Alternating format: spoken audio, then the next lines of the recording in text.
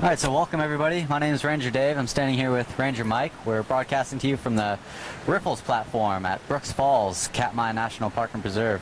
We'll be on for the next hour or so talking to you about bear hierarchies, kind of how the hierarchy's formed, maybe why it's important, some of the different factors involved in all that.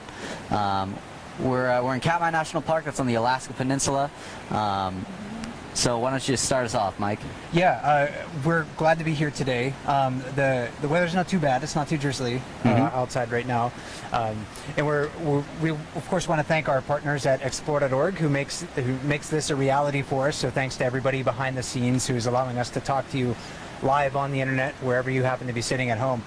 And if you have questions for us, please do be sure to post those into the chat on Explore.org. So you can scroll down to the bottom of the page below the links for the other cams, and you'll find a chat down there. And you can join, the Bear Cam audience talking about a bunch of different things. But also, if you want to post questions about the bears and specifically the hierarchy here, their social system, what it means to be a dominant bear. I think that's kind of what we wanted to cover today, because that's one of those aspects of the bear world that is quite conspicuous here at Brooks Falls. There's a lot of bears interacting with one another.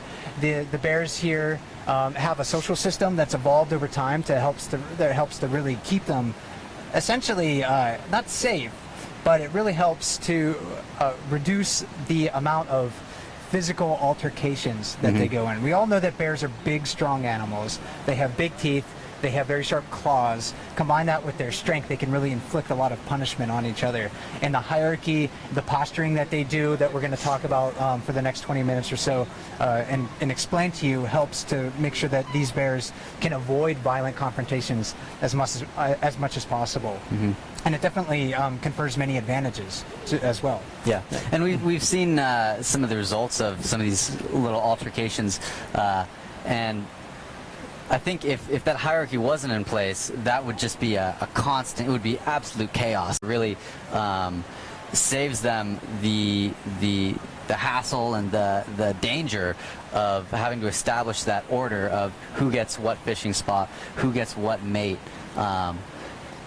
Each time they come down to fish. Yeah, we were speculating earlier today. What would Brooks Falls be like without sort of an established hierarchy where more dominant bears regularly get access to the best fishing spots? What if they had to challenge each and every bear?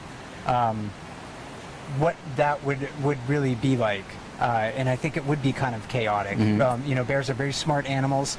They know that they can recognize each other from day to day, hour to hour, season to season. Of course, doesn't settle all disputes. Right. The posturing that they do and everything else that sometimes they do need to get into a fight, but most often they avoid that by settling through posturing and just knowing who's more dominant than who. And each season that's reinforced and reestablished. Things change every year. Bears get older. Bears might get injured. They might get sick. Other bears might get bigger and stronger and more aggressive. So we can see that hierarchy be changed and reinforced, particularly in the beginning of each season. See things like see bears like 856, one of the most dominant bears on Brooks River.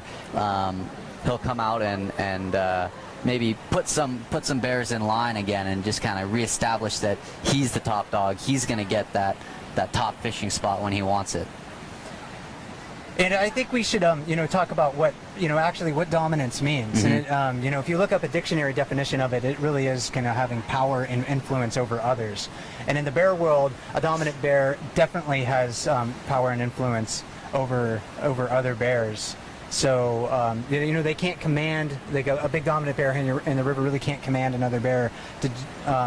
Like a human could. If a human was, a dictator, for instance, can, tell his troops what to do. Right. But the bears here on Brooks River can certainly, they influence just through their size and strength, just about what every other bear on the river happens to do. And it seems like, are we having sound issues? Okay, so if you do sound like Alvin, I want to be Alvin because he's kind of like the rambunctious one, I guess, and the mischievous one. Yeah. I don't know which chipmunk you want to be. Yeah, I don't. I just want to be Ranger Dave. I think. Yeah, I prefer just staying human. All right. So we apologize. That's not. I don't think that is something that we can control on our end of things. If anything, it should just be fun for you guys to hear us in helium voices, as long as you can still understand us. All right. Well, let's roll with it. Let's let's keep on going. So we were talking a little bit about how maybe that hierarchy can benefit the most dominant bear, but it's also beneficial to all the bears, really. Even if you're not the top dog, even if you're not in that like top 3, top 5 bears that that establish that order, and then they can make sure they get their prime fishing spot. It also helps out those smaller bears, right? Because then it allows them to know, okay, if I go over there, I'm going to be in big trouble. So Exactly. I better stick my spot here, try to be successful here, and stay safe. And before I get to David's thought, if you can refresh your browsers, that seems to solve the issue. Okay. So please, if you're hearing us in our Alvin and the Chipmunk voice, please refresh your browsers, and that should solve it. Or if you want to keep hearing us in Alvin Chipmunk voice, don't refresh your browser, and then you can keep hearing that. That's cool with us too. Yeah, we can go with either one. But yeah, if you're a smaller bear, being a smaller bear, you are subject to a lot of competition from older, stronger bears. You can't get access to the best fishing spots.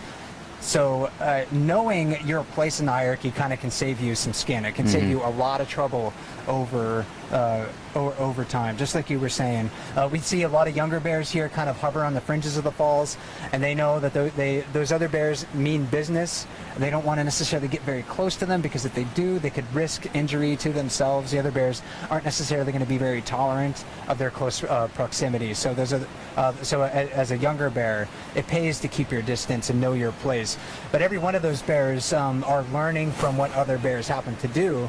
So as you're growing over time and you're gaining size, you're gaining strength, you're gaining skill, and maybe fighting or just fishing, then that can allow you to hold higher positions as you tend to age. And that happens, of course, with sub-adult bears. The cubs are learning that too, but maybe we should talk about just where bears fit into the hierarchy as well, because we've been throwing out a lot of terms, and throwing out ideas about where an adult male will fit into the hierarchy, or an adult female, for instance, or a sub-adult bear. But maybe we should try to list where those different ages and those different sexes of bears, where they really fit into that hierarchy. Right. So there's a couple kind of rules to the hierarchy, right?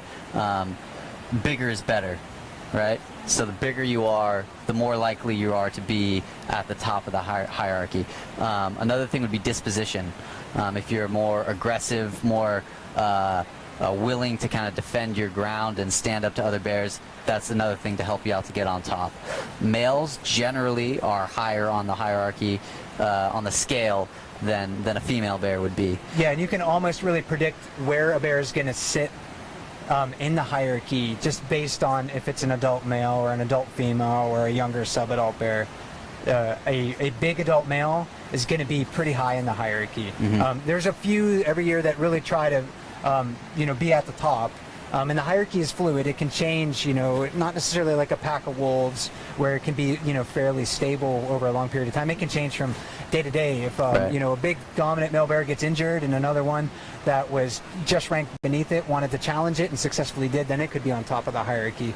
So, if you're a big dominant male, if you're a big male bear, you're going to rank very high in the higherarchy. And even if you're a smaller adult male, you're going to be pretty high as well. You are likely to hold a fairly high place. But underneath that, maybe next would be a sow with cubs. Sows who have offspring are generally a little more aggressive. They're willing to defend their cubs, their family. They've got kind of something to fight for, so to speak. So they'll be a little higher on the list there. Next would be sows without cubs. I would argue. Bigger, better, right? So bigger sow, a little higher on the hierarchy, and then that'll be also a little nuanced with the with disposition of each bear. You might have a male bear or a female bear that's maybe just a little more aggressive, even if it's a little smaller than the next bear down the line. It will, take its spot above. I was just thinking about that before you said it, because this position does play a big role in where bears can fit themselves, and if you're a little bit more aggressive towards other bears, then you may be able to ascend a little bit higher in the hierarchy. A female with cubs that's more defensive, for instance, or a female with older cubs, good point, that can work almost like a team to gain access to places that they wouldn't individually. They can be a little bit higher, in rank too. It's fun for me to watch not only the very dominant bears try to shove their weight around. It's also fun for me to see all the other bears sort of in the middle ranks, because that changes. The deck shuffles a lot. You'll see them posturing with one another quite a bit, and we'll get to that. Some of those signs that you can look for in the hierarchy. What can you look for that makes a bear more dominant than another? But that shuffling of the deck is something that we see amongst those bears in the middle rank quite often. Yeah, and then all the way down at the bottom of the list would be subadults. Those are bears that are they've maybe just been weaned from their mother. They're kind of figuring out the world. They're kind of like the teenagers of the bear world. So when you're in high school, right? You're a senior in high school. You feel big and tough. It's kind of like the cubs. They've got their mom behind them. They're backing them up, so they feel like they can go where mom goes. They've got things under control, and then they get weaned from their mother, and they go right back down to the bottom of the list. So, like, we get out of high school and we're like, oh, okay, now we're at the bottom. Time to get a job at wherever. Yeah. So subadult bears are only more dominant than smaller subadult bears. Right. Even cubs are more dominant than subadult bears because they have mom backing them up. And we saw that actually on the cam a couple of years ago. I believe we saw an older cub, like a year-and-a-half-old cub, chasing a 2.5-year-old, larger 2.5-year-old, but single bear that was on its own. And that single bear didn't want to do anything have anything to do with the family. Maybe some of the longtime bear watchers can remember this. And I think I wrote a blog post about it that's on Katmai's website. I forget what I called it, but yeah, it's interesting to watch how those subadult bears interact with one another, because they are at the bottom, and that's maybe one reason why they are so skittish and kind of hover on the fringes of things, because they just don't have the size, they don't have the strength, and they don't have the skills to compete with those bigger bears. And if you have mom at your back, then it's just so much easier to feel a little bit more confident about yourself when you're moving through the river, because you know that she might help to defend you if you get into a tight situation. Yeah, and all these things we're talking about, it's not unique to Brooks Falls. It's, Certainly not. It's very obvious here, or it can be very obvious, because we have so many bears that are used to coming together, and they're maybe even used to having the same bears be by their side. So that hierarchy is very conspicuous. In other places, it exists just the same, but with the lower density of bears, it's a little maybe harder to pick out. Yeah, you just don't happen to see it as much in areas without really high concentrations of food that bears tend to gather around. When bears were feeding on dumps in Yellowstone National Park and across North America, there was hierarchies that were established and maintained by the biggest adult males that were there. They were they got first choice for the garbage. Around animal carcasses, it happens. Whale carcasses on the Pacific side of Katmai National Park, and also salmon streams on the other side of the park too, and on the north slope of Alaska, a whale carcass. There will be maybe a congregation of polar bears around there, and there will be a pecking order that happens in those locations. Not just brown bears, polar bears, black bears. Yeah, the other bear species, I don't know. I don't want to make assumptions about the other bear species in the world, but it definitely happens with the North American bears for sure. Yeah. So some of the things maybe to look out for when we're trying to hone in on that pecking order. Maybe some signs. What can you tell us? Well, for for those big adult male bears that are really kind of close to the top of the hierarchy, they are going to approach other bears with a very directed approach. There's no question they know where they want to go, and if there's another bear in the way, it doesn't matter. So you'll see some really big bears do that. It's almost like they have a laser sight on the spot that they want, or if it's a fishing spot, or maybe if it's a female that's showing signs of estrus and it may want the opportunity to mate with that female, then it is going to go right after that, and it's going to push another bear out of the way. It's really the dominant bears almost have a lack of acknowledgement, right. I think, for other bears. We see this sometimes at Brooks Falls with the jacuzzi. Last night, I think I watched it a couple of times with number 747, who's one of the more dominant bears that we have here. He's a real giant. And number 480, Otis, who's an adult male, but he's no longer holds a very high position in the hierarchy anymore. And 747 just walked right into the jacuzzi, basically just didn't even give him a second glance, just walked over and just sat there, and 480, he didn't really want to challenge him whatsoever. So real directed approach towards other bears is one of those signs that you can look for, and you can also look for ear positions as well. We've been seeing that over the past few days. So ears forward would be a very aggressive look for a bear. You might see a larger, more aggressive bear heading into a fishing spot, like you said, or maybe heading towards another bear that he wants out of there. Just laser focus, ears forward, and what you'll likely see that other bear do is the opposite, have his ears back, maybe glancing around, looking at the bear that's coming towards him, and probably take off. Yeah, definitely. That if you're watching two bears come together, that ears forward thing is one of the keys to know which bear is assuming a position of dominance. The defensive bear is the one that's going to have its ears back on its head. Bears also show that ears forward when they're just curious about things too. But when you see two bears kind of interacting with one another, and especially if it's a larger bear with ears forward, it's definitely showing that signs that it's outwardly feeling confident, and probably ranks a bit higher in the hierarchy. And when we do see these bears come together and actually physically clash, doesn't happen all that often. Again, to protect them for that hierarchy keeps that from happening too often. But when it does happen, it can sometimes be confusing, because you'll see them come together, have a little clash, and then the more dominant bear will sometimes just turn its back.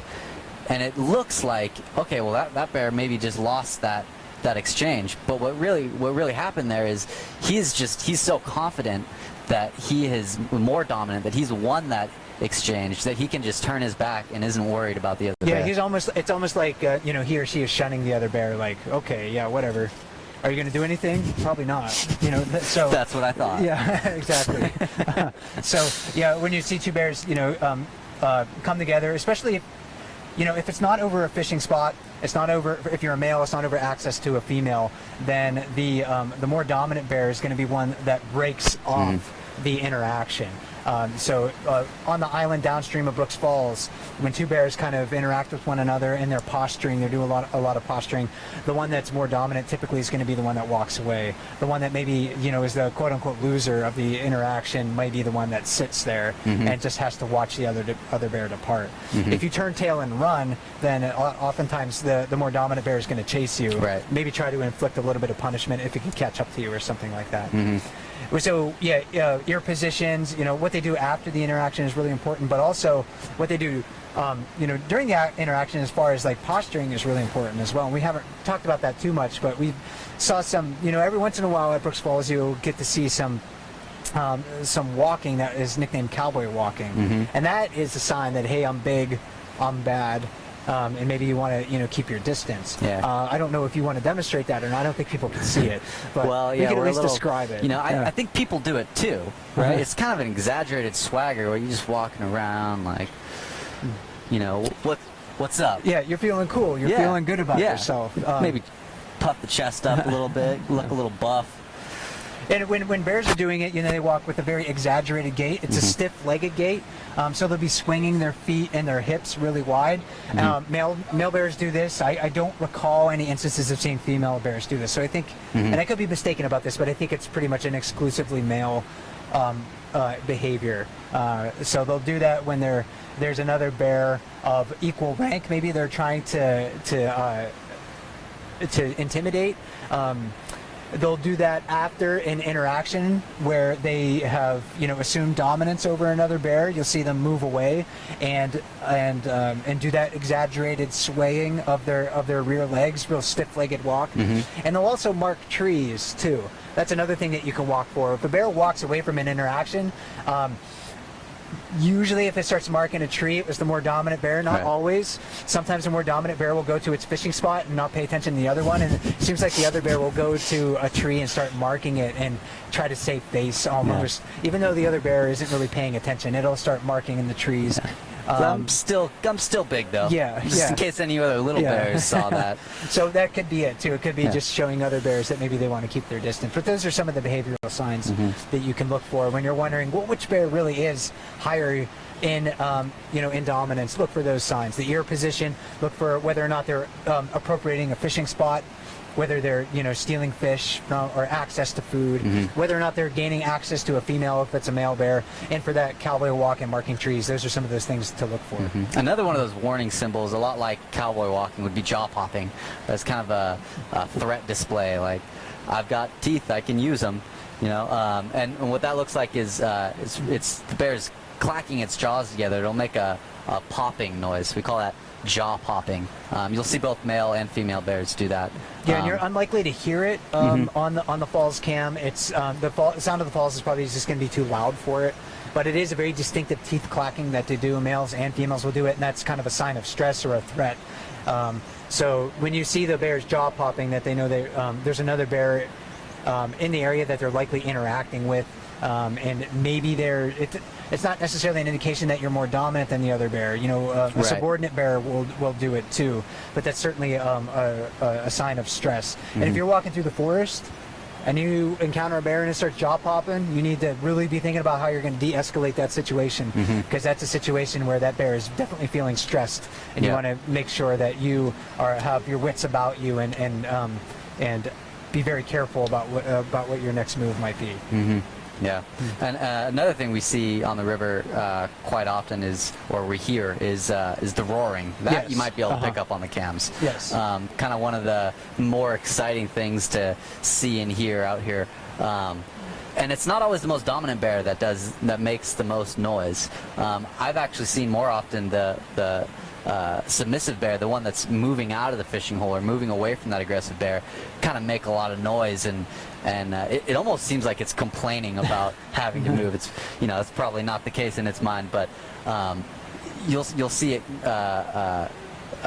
maybe snap its jaws, maybe do a little jaw popping, and just make a lot of noise, kind of reaffirming that it's still big and tough, and it's not happy with the situation.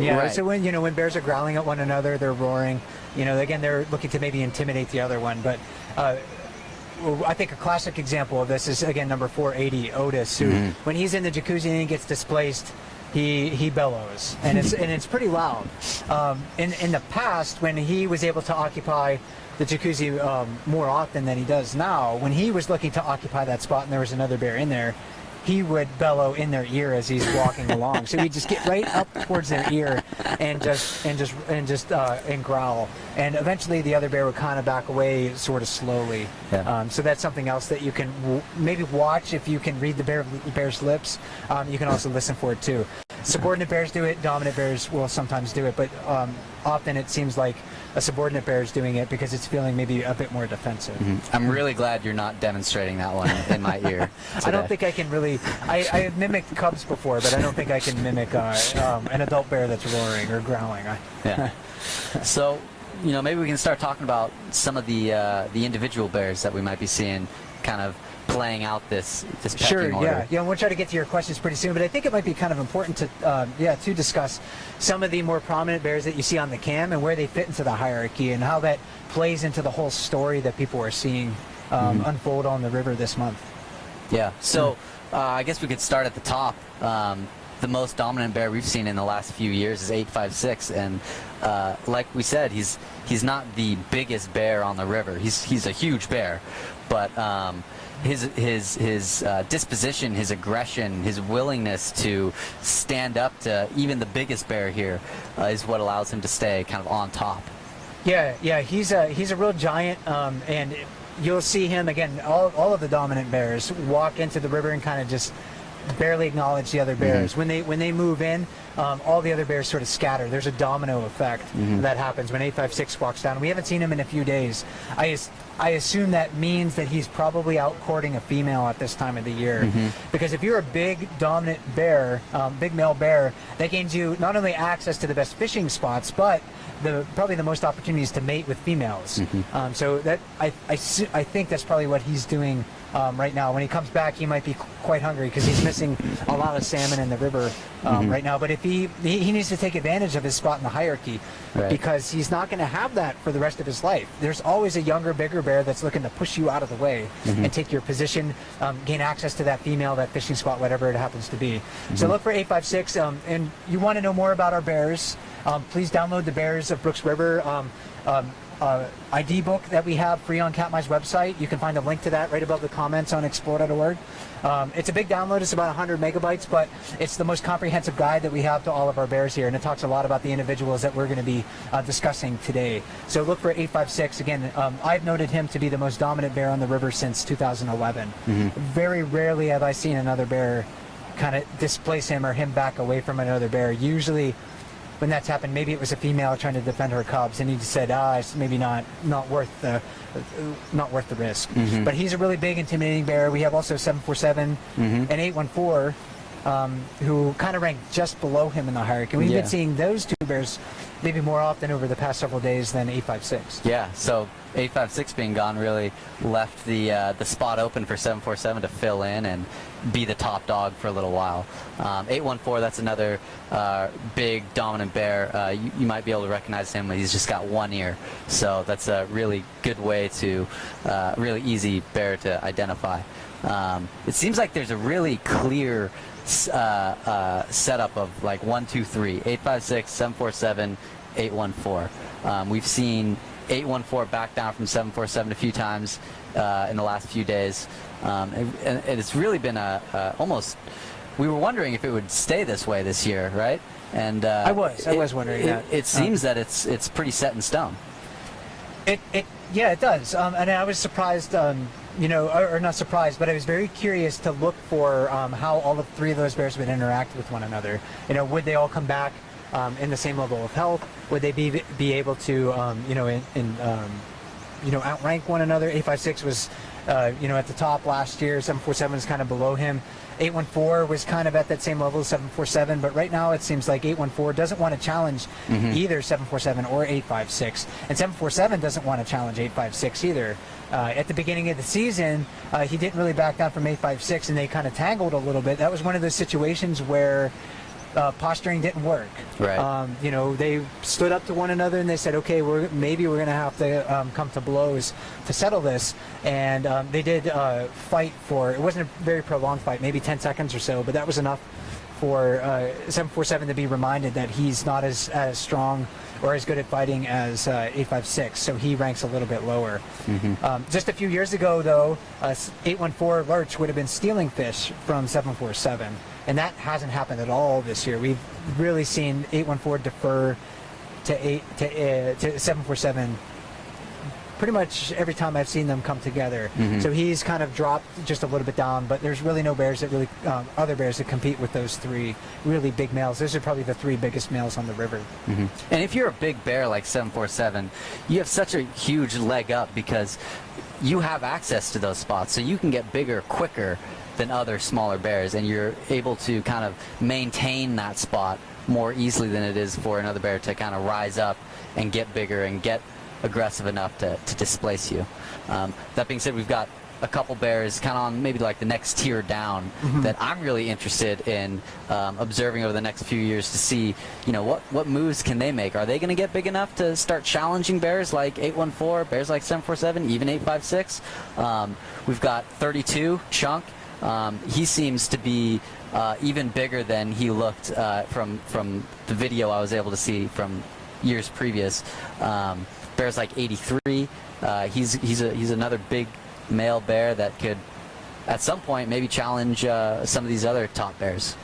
Yeah, that's very fun to watch those bears in the middle ranks, and I don't think you can quite see her right now. But there's also a bear that kind of is in the middle ranks right now, and that's an adult female, 128, that's kind of down below us here in the river. So maybe she'll walk into view behind us. But those adult females, to see where they rank based on the age of their cubs, if they have them. If they don't have cubs, they may, have a different position. They may use the falls differently because they don't have to worry about protecting their offspring.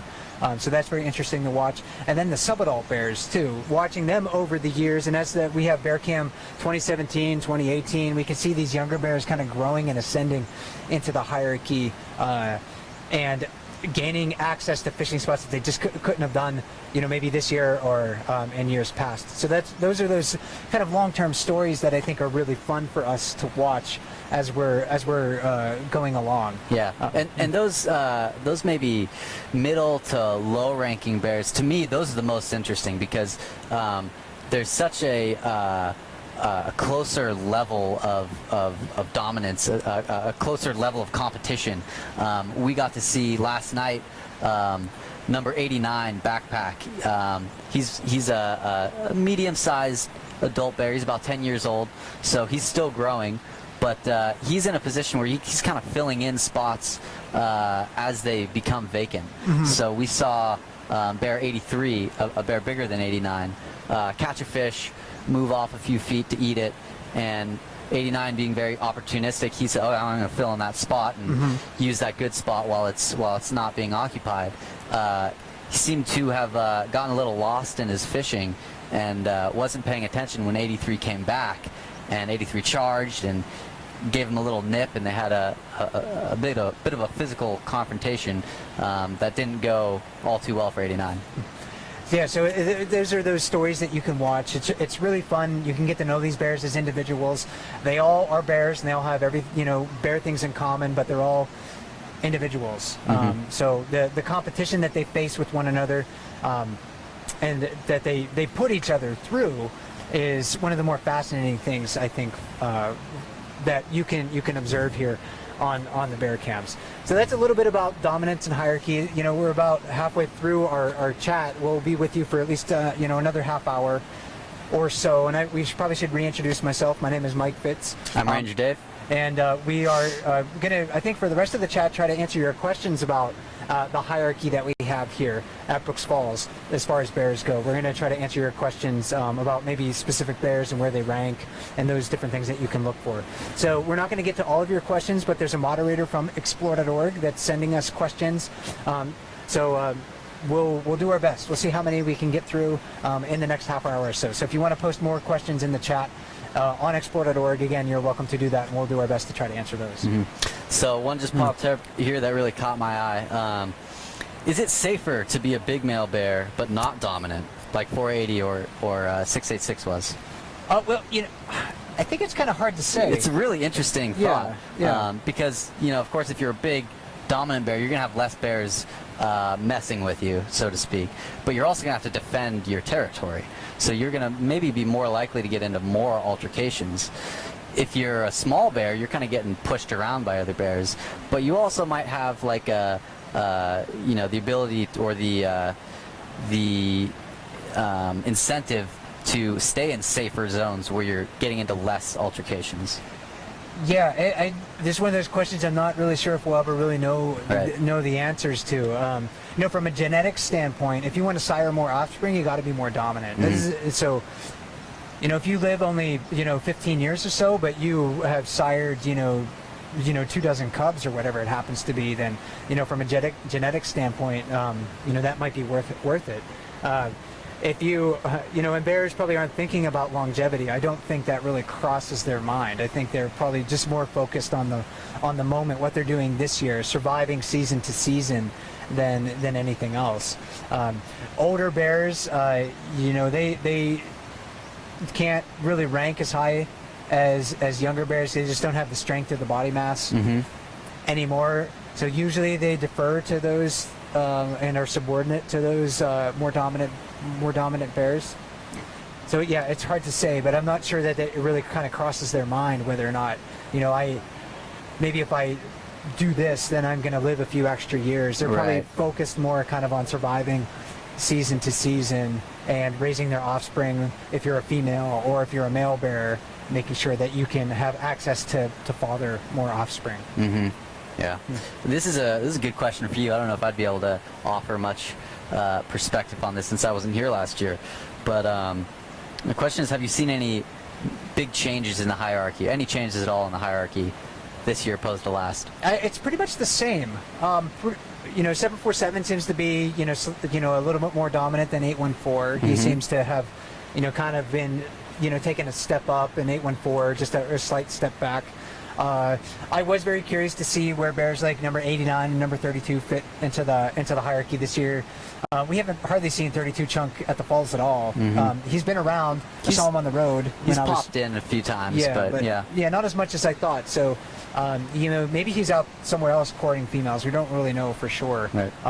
One thing that's been interesting to me is one of those kind of younger adult males, number 274. We've seen him actually stealing fish from older, bigger males. Number 89 is a year older than him, not necessarily much bigger, but 274 stole a fish off of him. I think that was last night that we saw that. Yeah. He's also tried to steal fish from 410, which is a bigger adult female, an older adult female. We've tried this, and we've seen him. One other bear he stole a fish from that was older too. So that's been kind of interesting. He stole fish as a kind of as a big cub when he was with his mother. So maybe that was a learned behavior that he just picked up, and over time he's like, yeah, when I get big enough, I'm going to try that again. Stealing isn't nice, but bears don't live in a nice world. Right. And I say this very often, that they live outside of a world, or in a world outside of our ethics and moral standards. So stealing for bears is a perfectly legitimate way of making a living if you can do it. So that's one of those things where I thought he was a little bit young to be stealing from some of those bigger bears, but he's done that. Yeah, and if you can be successful doing it, then in the bear world, why not? Yep. Yeah, whatever gets the job done. Yeah. Okay, so another question here that I liked. So why is it that non-dominant bears won't take a dominant bear's spot, even if that more dominant bear is maybe off eating a fish or isn't there at the moment? It's possible that maybe they don't know how to fish that spot. True. That's one thing that pops into my mind. If you're a bear that fishes, in the far pool, and there's a dominant bear in the jacuzzi and he walks away, you may not know how to fish in the jacuzzi. Bears are very good at catching fish, but some are specialists in fishing only in certain areas. So that's one reason. Maybe you think that bear's just going to come back fairly soon, and you just don't want to waste your time walking over there. But we do see bears move into those spots as soon as they're vacant. Last night, for instance, 747 was in the jacuzzi a lot. And 480 Otis likes to fish in the jacuzzi, but he couldn't do it when 747 was there. So 747 caught a fish, moved away from the jacuzzi to eat it. 480 just seemed to try to slide right in there, maybe in the hopes that he could catch a fish in the 3 minutes that it took 747 to eat the salmon. So sometimes you do see that, sometimes you don't. So it's a variety of factors. Maybe they don't know how to fish there. Maybe they think it's just not worth the risk in getting displaced again. Or also, we've seen we've seen a bear fill in that spot, and then, like we said, sometimes that more dominant bear will just come in and shoulder it out of the way, but other times it'll come in and really chase it off and kind of teach it a lesson for being in its spot. And if you don't notice that bear's coming along, you can get injured, and that's what happened to 83. Just maybe 2 weeks ago. He was standing near the log at Brooks Falls. So when we switch back to the falls scene, you'll see a log about halfway across. He was just standing there, and the falls is loud. Maybe the wind was in his face. He couldn't smell or hear. 747 coming from behind, and 747 just kind of grabbed his rump and clawed him and put a big open wound in the back of him. So, yeah, when you're out there at the falls, you got to pay attention because you do risk getting injured by those bigger bears. So maybe they don't want to risk that. They want to hold their place in a spot where they're more likely to get displaced, or less likely, to get displaced. Okay, so next question. Is it normal for older bears like Otis and 410 to get the respect of those that are higher in the hierarchy, or have you seen where older bears are relegated to fishing spots with that of a younger bear? Yeah, I don't think it's uncommon for them to be tolerated. I don't think we could ever really measure sort of a sense of respect within bears, but when you have those older bears like 410 and 480 Otis, they might be tolerated by those younger, more dominant bears. Maybe because they've just encountered those older bears for their entire lives. They know and they see now that those bears really don't pose as much of a threat. I've never seen 410 try to steal a fish or even maybe displace other bears. She'll kind of hold her place in fishing positions, but I think it's pretty rare for her to try to displace another bear from a fishing spot. So some of that predictable behavior. I know that bear is not a threat to me. I'm going to let it do its thing. Yeah, and again, a lot of bear behavior boils down to the economics of energy. Right. If you can save energy by not trying to chase another bear away, that other bear, you're familiar with it. It's not likely to try to steal your fish or take your fishing spot. There's really no reason for you to try to displace it. Early in the salmon run, the interactions between bears. There's more of them. They tend to be a bit more aggressive. Once things kind of settle out, as more salmon arrive over the next couple of weeks or so, then you're probably going to see less interactions between bears. And in the fall, when salmon are dispersed throughout the river, and bears don't have to necessarily sit in one spot waiting for salmon to come to them, they're going to see even less interactions between those animals too. So yeah, tolerance, availability of food, familiarity with the bear that's next to you. I think all of those factors weigh into whether or not a bear like 480 Otis is able to occupy a spot closer to some of those more dominant bears. So it pays to be older. Sometimes, yeah, it pays to be wise. Yeah. It pays to be older, wiser. So why would a bear confront a dominant bear when it's never done so in the past? Probably because it wants that fishing spot or access to that female. I would believe anyway. Maybe it's a little bigger this year than last year. Maybe it's learned that being aggressive can pay off. Feeling a little stronger, yeah. I mean, they learn by watching other bears. So that's I definitely think a reason why you would have a younger bear challenging an older bear. It wants access to the same stuff that other bear has access to. And again, the name of the game is survival. The bears are competitors. They live in a very tough world. This hierarchy, allows them to survive in a very competitive world. And all of those bears want access to the best fishing spots. So yeah, I'm going to challenge a bigger bear because I'm feeling strong enough to maybe do it. Maybe it doesn't work this year, but it might work the next year. Right. Practice makes perfect. So 856 has been gone a couple days. Someone's wondering, is that going to affect his spot in the hierarchy? I would say no. I think bears are smart. They remember for a long time, especially if there's some physical reinforcement in the past to help them remember. So I think as soon as he gets back, he's going to be right back on top. Bears are going to avoid him, stay out of his spot. What do you think? Yeah, I think that's a pretty good prediction. I don't think I'd bet against you on that. Yeah, if he's going to come back, he's going to be able to assume that spot immediately. Because again, bears are so smart. They're very intelligent animals. They remember each other from day to day, month to month, year to year. 856, when he waltzes back down in, the other bears are going to remember encounters that they had with him before. And if they haven't encountered him before, just basically his body size overall, the postures that he may assume, the confidence that he has when he walks through the river. Maybe even those dominant bears probably have a scent to them. Right. Bears have a sense of smell that's extremely keen. So they're going to be able to recognize that, hey, this is a big, strong animal. Maybe I want to keep my distance. So I think he'll be able to slide into that top spot like he really never left. Maybe he hasn't left. He could be just hovering on the fringes of the area, just to, maybe with a female. Of course, we don't know, but I assume that we're going to see him probably pretty soon. Yeah. Once the mating season kind of tapers off a little bit, or he gets hungry enough to come back and start regaining the weight that he's losing. Yeah, and he spent a lot of time last year mating. Yes. Correct? Yeah. He spent. Last year, there was a period of time where he was following females for quite a bit in the year before too. I know he followed number 402 for not quite 2 weeks, but close to 2 weeks in that courting process, and he did eventually mate with her. And after that, by the end of July, he didn't look small. What he looked like, it looked like he just wasn't carrying a lot of body fat. He was just lean and muscular. I mean, you could see that he was a ripped animal. He looked definitely like one of the bodybuilders of the bear world. He was on a lean diet. He wasn't eating a lot of salmon. And you could see the muscle, and he was shedding a lot of fur too. So you could really see the definition in muscle at that time. Okay. At what age, on average, are male bears too old to be dominant? That's tough to say. I think it depends on maybe the competition they face from other bears.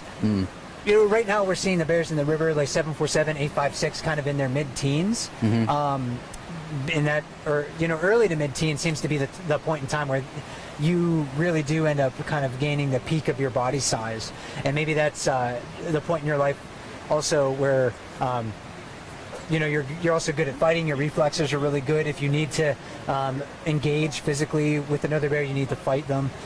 So I think mid-teens is probably where they have the best chance of ascending to the top of the hierarchy. Whether they do or not is a different story. But you can't, if you ascend to the top, you could probably stay there for several years, given a certain set of conditions. Like there's a lot of food for you to gain access to.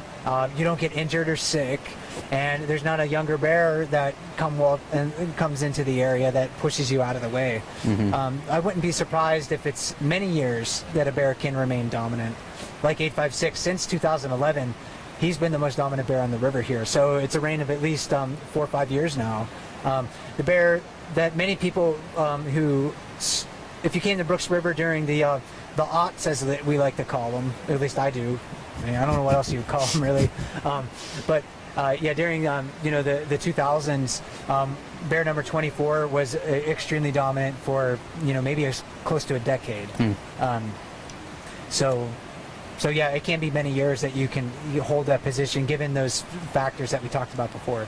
So mid-teens is kind of the peak, but then we have bears like 410, not the most dominant bear on the river, but for her age, extremely dominant. Yeah, she's a big female. Big female bears, the bigger you are in the bear world, usually the higher in the hierarchy you can rank. Since she's a big girl, she can rank fairly high as far as females go. She, in the fall, she's always just really fat. She kind of seems slow moving. That doesn't mean that she doesn't have quick reflexes. Again, she's just really good at conserving energy. But we've seen her try to defend salmon that she's caught. She doesn't want other bears to steal that fish. We've also seen her defend her fishing spot. So she still is fairly quick. We saw her defend her fishing spot last night from 89, a more medium-sized bear. So she can still hold her ground. She can still definitely do that. Yes, the size means a lot. Those older bears, even if they're kind of losing a little bit of body mass, a little bit of body fat each year, they're still pretty big animals. Right. So it's gonna, if you're a younger bear, you're not gonna immediately gonna be able to go and push those older bears out of the way, because they're still big animals with quick reflexes and still very strong. Okay, so this is something we maybe talked about a little earlier today. I'm really glad somebody asked. Are the dominant cubs in a litter more likely to become dominant bears in adulthood? I don't know. Yeah, there's definitely competition within the litter. Right. You'll see the bigger cubs have greater access to the more productive teats on a mother, because we always see the bigger cubs nursing from the top 2 teats on a female bear, and female bears have 6 teats. So the smaller bears, kind of the runts of the litter, always shoved aside. So they grow fast. The bigger cubs grow faster. They may be more likely to rip fish away from mom and get more access to fish. Definitely, there's a lot of competition within the litter. Whether or not that translates to, I'm going to be a more dominant bear in the future, I don't know. Possibly. Yeah. It's almost like that competition within the litter is almost like a microcosm of the competition you see, the larger competition you see at the falls. A bigger cub in the litter is going to, like you said, have access to the more productive teeth. So it's going to get bigger quicker than the smaller bears. And people are kind of the same way when we're kids, right? Like we'll compete, we'll play around, but it's all training. We're all we're always competing. You know, I have a sibling who we'd play around all the time, and we'd be having fun, but at the same time, we were just testing each other. We were like training for later in life when we have to compete against other people. Yeah, and you know, when you people are faced, you know, when you're on a sports team, you learn, you know, those skills like teamwork, for example, that help you to survive, you know, in the future, you know, in the, you know, in your job or whatever it happens to be. You know, when kids play, as you were talking about, and I had a, you know, a brother and a sister too, and you know, we competed pretty fiercely when we were playing a game of hockey in our basement, or we were outside playing a game of football or something like that. So when bear cubs are wrestling with one another, it may be adorable to watch, but they're learning skills that help them to survive into adulthood. It is definitely generally fun, but that they're also learning those skills that help them. So yeah, all of that stuff that you see cubs interacting and doing, that probably has translates into some competitive advantage in the future. And there's also that learned behavior aspect of it too, right? If the bigger cub is used to kind of ganging up, or not ganging up, but you know, being dominant over a smaller sibling, it's learning that, okay, if I am aggressive and if I play hard, it pays off. So maybe that does translate. We don't know, but it makes sense. Yeah, with cubs, it's especially difficult to sort of identify them from year to year. Right. They're so small. They all kind of look alike. Sometimes they can have distinctive fur color, and that's one of those things that if we could maybe identify them just a little bit better, we might be able to tease out and speculate a little bit more on that. But it's just hard to say overall. I think like we've been doing, we can speculate, but we'll probably never really know the answer. Okay. So, what does yawning behavior indicate in bears? That's a good question. I see it and wonder if it is just a yawn or a signal to another bear. I think both, depending on the context. Right. Yeah. I mean, bears, you know, they wake up, or they're sleepy, they yawn, just maybe because they're tired. Right. Just like a dog does, or just like a human does. But if they're, you know, close to another bear and they're feeling, you know, signs of stress, then that yawn, you know, may be an indication that they're just a little bit tense and they may need a little bit more space. So it could be one of those visual signals that says to other bears, hey, you know, I'm just a little bit stressed right now. It may not be it's probably not a I would say like an aggressive signal in any ways. Maybe it's just more of a stress signal. And correct me if I'm wrong, but I kind of liken it to almost like an anxious behavior. I've seen bears yawn a whole lot when they're kind of nosing up to another bear who's eating. Maybe like, I really want some of that, and starts yawning a lot. Maybe, yeah. It's hard to say. That's one of those things that different contexts. So it can indicate, you know, several different things. So yeah, try to pay attention very closely to the context that you're seeing the bear yawn within. Often there is an indication of stress, but it can indicate other things. But if you're in the forest, you're walking along, you see a bear, it's yawning. It's probably not tired. Right. It's probably saying to you, "Hey, you should encroached back on up. me, and Yeah. you're, you know, you're stressing me out. So you got to think, you know, what am I going to do to de-escalate this situation?" So that's another one of those indications when you're in bear country to watch for. Okay. Now that we got to start cranking these out because we're running out of time here. Okay. Rapid fire. Here we go. Do females recognize the dominant male bears and want to mate with them? I don't know that either. Females don't necessarily choose the males. Exactly. It seems like more often the males are fighting for access to the females. But sometimes we do see female bears that seems like they're showing sense of estrus following a male bear. So they may, you know, show interest in those bears, but most of the time it seems to be the reverse. It seems to be that the male bear is competing for access to the female, and they have to defend access to her for several days or longer, because she may not be ready to mate with him. Sometimes it's love at first sight, and they come together and they just end up copulating. We've seen that sometimes right in the middle of the river, but most often it seems like they need more time to sort of habituate to one another. Biologically, it makes sense that they would mate with the biggest, strongest bears so they can produce the biggest, strongest offspring. Exactly. Yeah, you want your cubs to have those same competitive advantages that big male bear happens to do. So. Courtship is different, in virtually every species of mammal. If they have, some sort of, courtship ritual that goes along with that. And bears, in the bear world, courtship basically is just the male bear following the female. He's not bringing her food. He's not, building any sort of shelter like a bird, or defending like a territory with a lot of food like a bird will. And of course, birds aren't mammals. We all know that. But yeah, it's not like what you see with different types of mammals. It's basically just a male following a female until she's receptive to mating. So.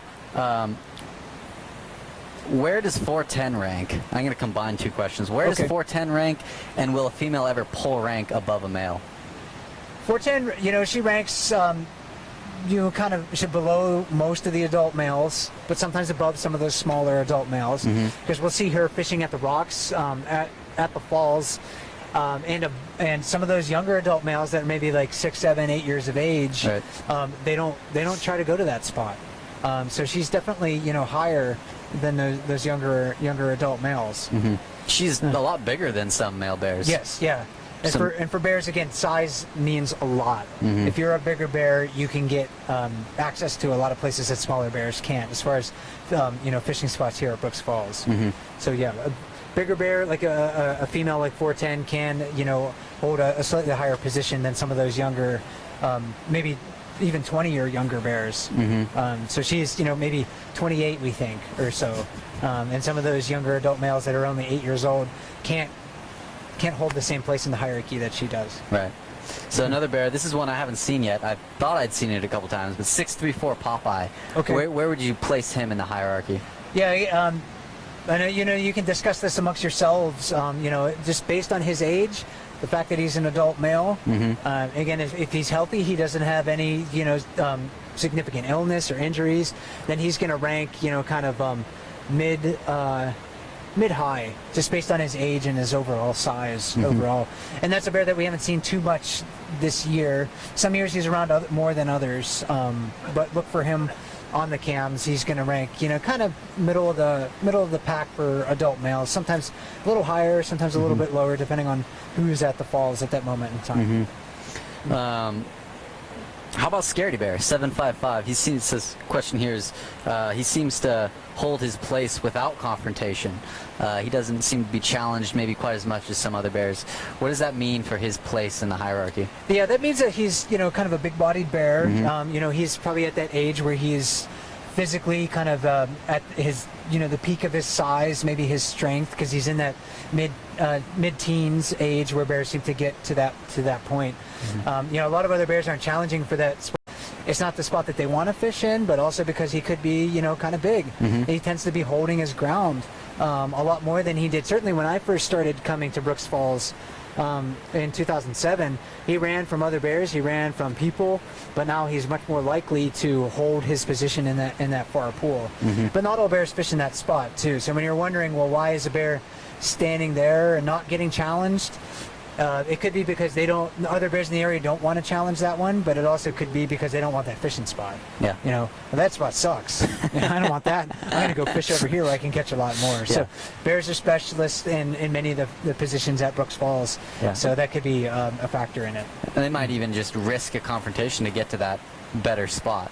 Yeah, sometimes you have to kind of work the gauntlet to get to that place. And if you have to go by 856 and 814 to get to that far pool, maybe you're going to think twice about it. This is one of the reasons I really enjoy watching 89 at the falls, because he seems to be very flexible, very fluid. He'll kind of try out different spots and see what works for him.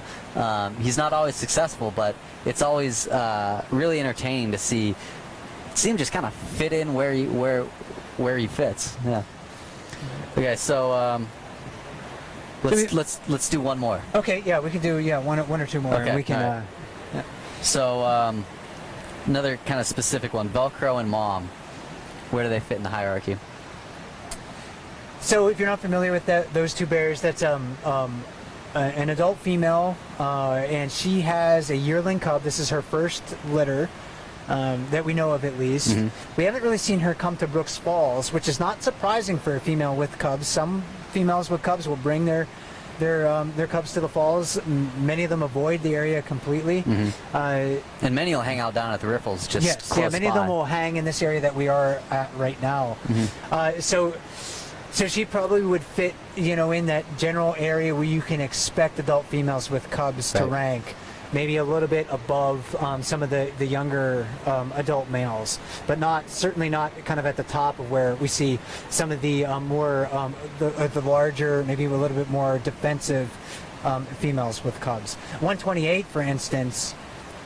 With 3 cubs, her first litter that we know of, she's a decent sized female, but not huge for a female bear, but she's certainly more defensive. And we see even her, charge and attack and back down much larger adult males, like number 83. There's a report of her actually fighting 747 right here too, when he kind of walked through the area. So that's something else to watch for. It depends on how defensive those females with cubs happen to be.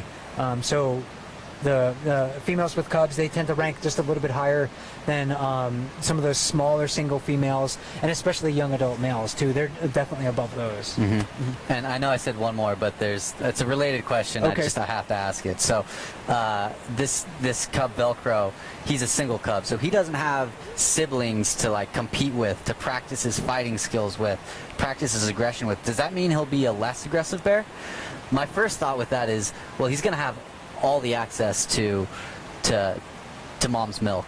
Yes. And he's also got mom to play with.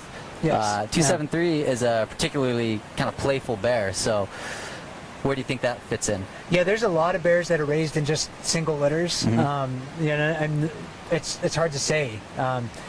Maybe if we're lucky enough over time, we can watch these cubs pretty closely and see if we can identify them in the subadulthood, if they stay around, which sometimes they don't, and into adulthood. And perhaps there's going to be some behavioral evidence that suggests that a bear that was raised in a litter of 3 has these advantages over a bear that was a single cub.